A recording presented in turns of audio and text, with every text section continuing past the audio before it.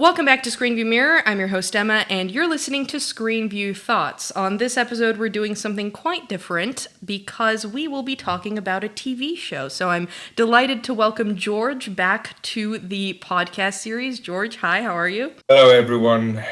We're going to be doing something new, completely new for Screen View Mirror, which is talking about a TV show and talking about Succession. So I think we should start with talking about what Succession is about, and then kind of do it in the style of my What Made the Film series, and basically talk about what makes this series so good, because I am a huge fan of Succession. I honestly think it's my favorite TV show. I don't know about you, but it's up there for me. So yeah, let's delve into what Succession is about. So what is Succession to you? Well, basically, it's a dysfunctional, very, very, very wealthy family just tackling for power. You have this falling, like patriarch in a way who chooses to step down from his media mogul empire, but then you have his kids ready to take over. But what plays out as well is something that they're not ready for. And there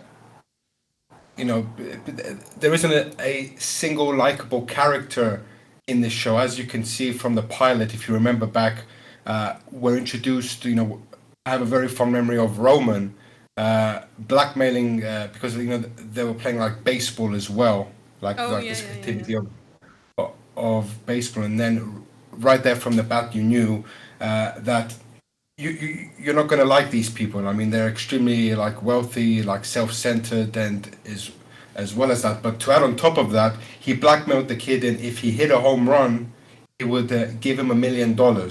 So the scene progressed. They throw a baseball. The kid hits the ball, but then Roman strikes him out, and then right there and then he takes out the check and tears it in front of the kid. So. Yeah. That set the whole presence. No, I think what was the cherry? Yeah. I'm sorry to interrupt you, but what the cherry on the top of that scene was when Logan gets up and he says, that formidable effort. You're lucky to be standing in front of me. But no, I wouldn't necessarily call it blackmail, but I see what you mean. He kind of teased the kid, and yeah, exactly. Of course, yeah. The fun kind of thing about this show is that I think it does what no other show achieves, which is you've got a plot which is about basically a super wealthy family and their business stuff and all that, but the focus is never really on the corporate grappling the ladder of power aspect of it. That to me is secondary to the idea that this show is about the relationships and the people, and I think that is what makes the show so good. Because it's not about business. It's not about corporate America. It's not about grappling the ladder of power. I don't know if you've seen Billions. Yeah. Oh no, yeah. We talked about that. So it's not like Billions at all. This show is really about a family and the relationships that the members of that family have with other people, and that's why it's so good. To me, that's what Succession is about. And yeah. So moving on to what makes this series so good. I'll give you the floor, and then I'll add, because I have so much to say. Oh, and by the way, spoiler alerts for those of you who haven't seen season 2 or 3. Yeah, of course. Yeah, definitely. But anyway, what makes this series so incredible? In the mind of the writers, I think one of them, I believe, is Jesse Armstrong. He's the main creator of the show as well. They're basically setting up something long-term here. This isn't going to be a 4 or 5 season, and then it's really? a rush. I think it's going to be a 4 or 5 season thing. I believe they might stretch it out as well, because they're playing the long game here. All right, depending, of course, on the character's availability and the contractual obligations. Of course, I don't believe it's going to be rushed and screw up like Game of Thrones. And the platform that it exists on, HBO, which over the last 2.5 decades has drummed out the best TV shows in existence. Honestly, yeah. Sopranos. Yeah. There's also The Wire that emanated from Sex and the City as well, for the other ladder as well. But Succession is here to stay, and it's HBO's heavyweight show, because more and more shows are coming out now that are based on limited and mini series, like Chernobyl. But this one, the longevity is there, and it's very, very heavily influenced by Shakespearean, Yes, King yes, Lear, yes, yes, tragedy, that sort of thing. And what better actor to hire than Brian yes. Cox's bellowing voice, swearing, Yeah. insulting, and just being that ever-present character. I mean, like, wouldn't you agree? He's a I perfect mean, casting. he's the perfect.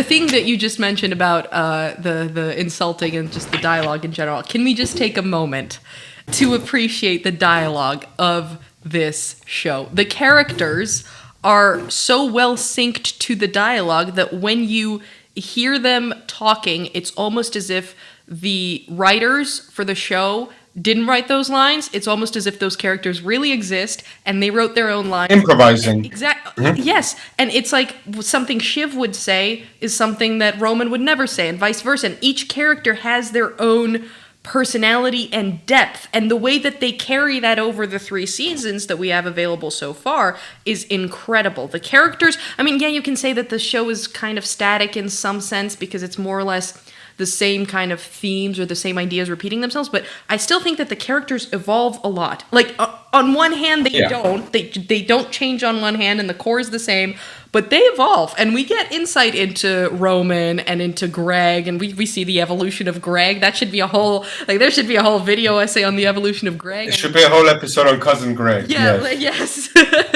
But no, yeah, and the show is very good at planting those kinds of seeds to then reap the benefits of in later episodes and later seasons. The perfect example of that is the story of cruises and how that seed was planted in episode 3 or 4. I didn't really think that much of it. I didn't think it would blow up into a whole thing, but it did, and it was basically the main plot point for season 2. I mean, since they are a huge media company, they borrow. I think they borrowed some influence from the Murdochs as well, as a family. That's where it gets its main backdraw from. But it's a highly consistent show, and the running time. It's one of those rare shows that you see that the running time is 45 to 1 hour, and it never lets up. Like, the dialogue is snappy, sharp, straightforward, and you do see the evolution of the characters evolve as well, especially Kendall, which is played outstandingly well. I forgot his actor's name. I can't yes, remember either. Wait, let me look that up. Jeremy Strong. Oh Yes, yeah, Jeremy Strong. Yes. Jeremy Strong, because I think he did Broadway before all of this as well. He's really an actor's actor. Yeah. So he's fantastically rare talent. That this was also perfectly written for him. That's the thing. The characters are like perfectly written. Like, you couldn't imagine any other actors playing those specific characters. No, yeah, absolutely. And I mean, I think what you said about the show being good, it's very self-aware, I think, and it knows what it is and what it's not, and it knows where it's going, I think. And it's very good at measuring the consequences of each character's actions and of planting seeds that don't seem important, that don't seem like they're gonna sprout into this whole big thing, but then they do, and then you, let's say, rewatch the season and you think, oh, okay, that's coherent. And that's what you said. Like, the show is very consistent. So definitely, yeah. Especially the platform that it's on as well. Like, I mean, if it was on Netflix or CBS or anything else, it will not have the sort of dialogue and expressionism that it has. So it's really good that HBO has let it be in its own little bubble sort of thing, because I don't see it existing on any other streaming platform either. Yeah, honestly, I think it's I do very ideal for yeah, HBO. yeah, it's very HBO fitting for HBO, I think, and HBO fits the shows well. Yeah. Let's talk about the relationships in the show and the characters and how they evolve together. And I think my favorite evolution is Greg and Tom, because to me, the way the show can be, let's say if we had to summarize the dynamic of the show, it can be summarized with Greg and with Tom. So we have this kind of relationship of trust on the one hand, but on the other hand, resentment and control and all of those things. And it's like, if you think about it, what Logan is to Shiv, Shiv is to Tom, and Tom is to Greg. So we've got this sort of ladder of kind of like control and power being used from one character to the next. So, like, let's say the way that Shiv bullies Tom and the way that Tom wants Shiv's approval, the same thing can be said with Logan and Shiv, and the same thing can be said with Tom and Greg. Like, Tom is Greg's Logan, and Logan is Shiv's Logan, if that makes sense. Am I making sense? Yeah. No. I mean, I see it perfectly because they're, in a way, they're the only outsiders. Like cousin Greg and Tom, they're the only outsiders because, like, Tom married into Shiv's family, and then cousin Greg, I believe cousin Greg's grandfather is the brother Yeah. of Logan Roy. So they're from the outside looking in. But as the seasons progress, they, they're the ones like stick together because they're the underdogs. Yeah. In a way. So they're the underdogs, and by season 3, they move up on that ladder, and they just shock the hell out of everyone And honestly, I with think their actions. absolutely. And I think that Greg's movement up the ladder is even more, not necessarily surprising, because the seeds were planted for that as well, and I'll get into that in a second, but his move up the ladder is the quickest move that you see throughout the show, because when we're first introduced to all the characters, I mean, Tom is already a somebody, but within the time frame of the 3 seasons, we see Greg go from I'll respond to anything, you can call me Craig, to I actually go by Gregory now. So it's and the whole and the with the wedding in Tuscany, I mean him trying Oh, to yeah. date the contest. I mean the evolution of Greg is exceptionally well done and very fast, and I love also how his haircut matches his evolution, and it's wonderful. So I think that going back to the idea of relationships and evolution, we see that with this show, each character isn't really who they seem. There's a lot of hidden layers to the characters, and that makes sense because the characters themselves are in an environment where you can't be who you are.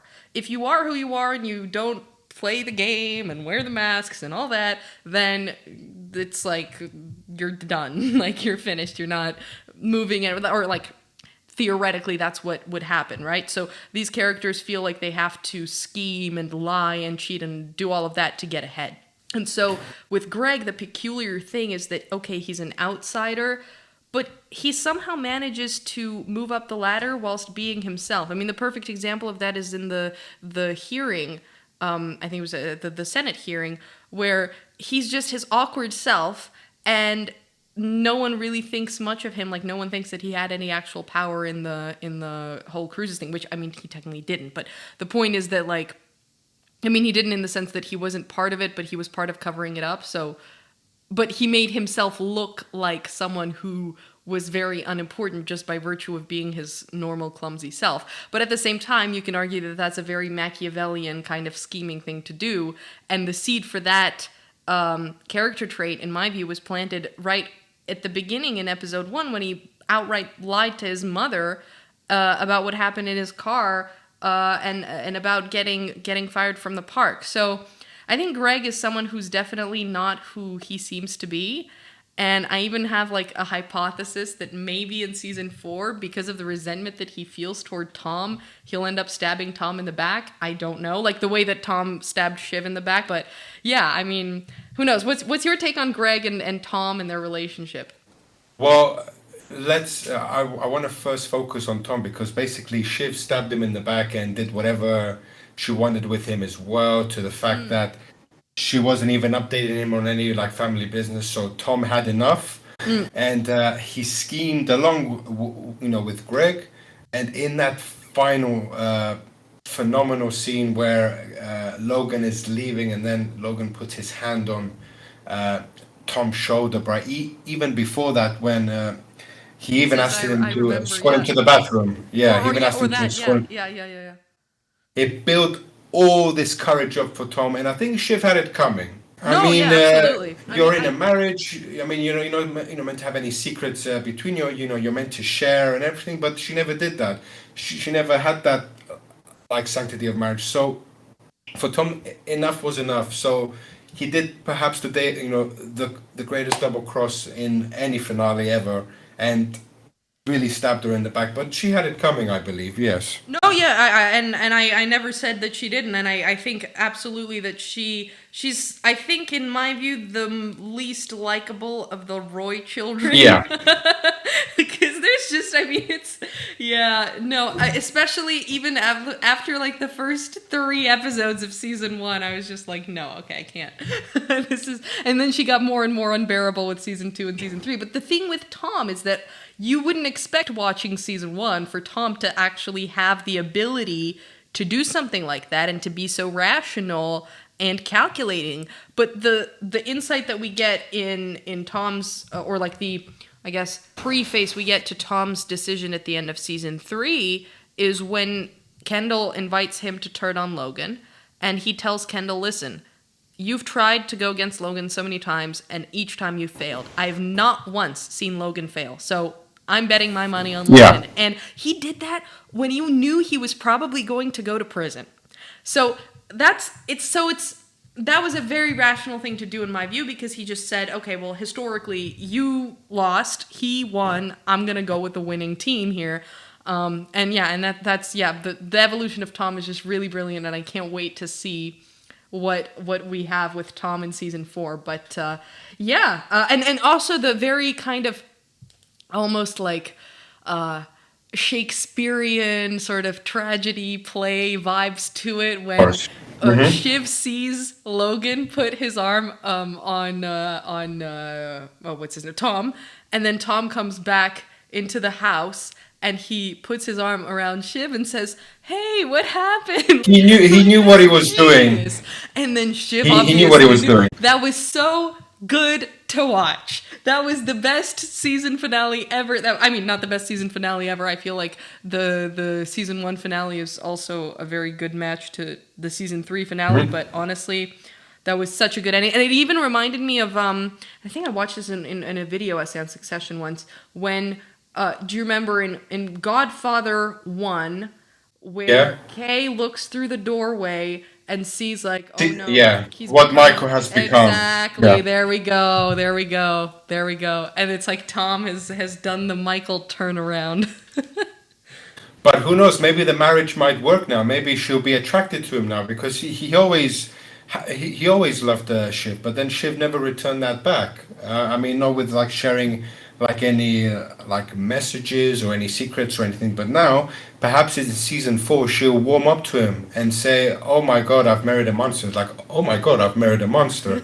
So perhaps that might work out better. I see exactly what you mean, but I think I'm gonna quote Tom when I say historically, that marriage has not worked. So I'm betting my money that it probably won't. But even if that happens, what you said happens, I'll probably keep it going at least, so you can be married at least to Shiv while having some control. But I think it'll get the playing field will get much more even for both of them. She might have more respect for him, but I don't think she will have any love for him, because anyway, even if she respects him, it will not be out of a place of love. It'll be out of a place of fear and wanting to compete against him. So finally, well, finally, we've seen like Tom rise up in the ranks, but cousin Greg got there because he was in this environment, wolves, basically this huge media empire, and like he's really like an overnight like sort of thing. Like he like straight from the first episode, he went to his birthday party. And right then and then, he was in that environment. Yeah. And then he got his first apartment. Then he changed his hair. And then Tom introduced him to a whole new world as well. And he basically had the best training, right from then and then. And then he grew his own sort of, I don't want to say conscience, because none of them have a conscience in a way. But Greg might be the only one that's a bit more human to me than the other characters. I really want to see where the writers take it, with cousin Greg in season 4. But most importantly, how the siblings are going to react to, this news now. The siblings. Oh boy, can we just take a second to appreciate that they're basically as bad as each other? I mean, I get that they're very complex, and that's something so powerful to be able to do as a show creator, as a writer, to be like, okay, this is a very bad person and they have all of these issues and we're going to make the audience sympathize with them in some way, right? I think that's a very powerful technique that cinema and good TV shows can achieve and good writing achieves. And that's what we see, especially with Kendall and with Roman. Oh, by the way, oh wow, we forgot to mention Connor. I love how this is like 20 minutes of talking and we completely forgot about Connor, which is very fitting. We'll get to Connor in a second, but no, yeah, with Connor. Oh boy. Okay, sorry, but yeah, no, with Kendall and with what's the other? Yeah, Roman. We're invited into, I guess, witnessing their insecurities. Shiv and Roman. Yeah, no, Kendall and Roman. I mean, because I feel like we're invited more into their mind palace rather than Shiv's, or maybe that's just my perception. Because I don't know, when have we felt sorry for Shiv throughout the 3 seasons? No, I haven't felt sorry for any of the characters apart from a bit from Kendall, but he basically brought it upon himself as well. Roman is just a little rambunctious little dwarf running around as well, causing havoc, but he's very business oriented as well, very business savvy. But then you have the other environmental one. I'm doing my fingers up, environmental with the little things on each end, because he's not really environmental, basically using a jet and a helicopter to get around as well, and now aiming for the presidency, which I believe he won't get. We haven't seen yet, because this is the thing that some major TV shows do. They kill off characters. So we haven't seen any characters killed off just yet, like any major ones, but I don't think they want to go down that predictable route, right? Because they always choose happy events. They choose like weddings, like Shiv's wedding, their mother's wedding. They always choose like these sort of happy events, because I believe these are the sort of events that the writers can really bounce off. It's these like sort of events that they can really like express what each character is feeling at that moment. So I'm really curious to see, because there was also the birthday party in season 3 of Kendall, which was a big awkward disaster. Oh yeah. I feel. Yeah, which didn't help Kendall's mental health. The show is really good at making the audience kind of understand or sympathize. Maybe not empathize, but definitely sympathize with the characters' kind of complexities and weaknesses. But that, to me, has been very easy with most of the characters apart from Shiv, because I don't think we ever saw her at a point of weakness, because we saw Kendall at his lowest, we saw Roman go through like issues and stuff, but when have we seen a Shiv breakdown? Maybe we'll get that in season 4 with the whole Tom stabbing her back in the back thing, and we'll see a breakdown for I don't know. But like the point is that just because the character brings the misfortune upon themselves doesn't mean that we can't. Exactly. Yeah, exactly. Yeah, but no, honestly, my favorite show, most probably, Succession. So in one word, what made the series? Oh, in one word. Yeah, I can't think of a word. I'll have to think of one. But I'd probably say. Is there some sort of thesaurusorial word that I don't know if that's a word in itself, of something that's not rushed? Because I feel like them not rushing it so much. I'll need to Google it, because for me that's the perfect word that describes it. Because in 3 seasons we've gotten so much, but seen so little. Yeah, I agree. There's if you know what I mean. But at the same time, I feel like if it lasts for 8 or 10 seasons, it would just kind of deteriorate, because they would have to repeat the same ideas, I guess. But we'll see how that goes. I'd say, I don't know, I think I'm inclined to say either relationships or like people, but that's a very terrible word to sum up the I don't want to say family either. Or okay, how about this? Circus. There we go. It is a sort of like a chaotic circus that's controlled and not controlled at the same time. Yeah, basically. Yeah, it's tragic, but it's also funny, and it's a show. It's a show in the sense that yes, it's a show on HBO and we watch it, but it's also a show within the show. Most of the conversations that happen between Logan and the other business people and whatnot, they are indicative of a kind of art of showmanship, especially when it comes to deals and stuff like that. So I think circus should be the right word. And I'm not sure if this is correct either, but hopefully we're getting another 10 episode in season 4. It's going to go back to that 10 happens. episodes in season 4. Yeah, and they started the shooting for it, so I'm very, very excited to see what season 4 happens. What and what type of happens in season 4? Yeah. And what type of guest stars we're going to get this time around? Because Alexander Skarsgård and Adrian Brody, I think they did a fine job. And that's the thing; it doesn't overload itself with cameos, and they try to get some good actors to be the sort of like guest stars in it, because each one of them is like they're very good, amazing actors. You have because Shiv, she's not really American; she's Australian in a way, but yeah.